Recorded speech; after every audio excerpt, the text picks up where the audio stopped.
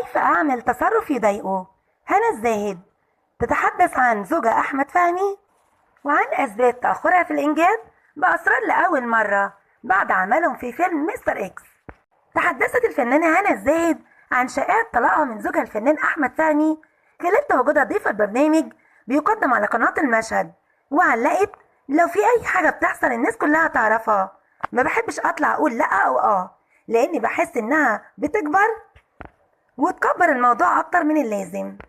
وعن تأخرها في الإنجاب علقت: إحنا سايبين على ربنا، والفترة دي إحنا مشغولين، أنا عندي شغل وهو عنده شغل، ومحدش يعرف ربنا كاتب إيه. ثم تحدثت عن عملها مع زوجها أحمد فهمي في فيلم مستر إكس، وقالت: أحمد ليه مزايا وعيوب في العمل معاه.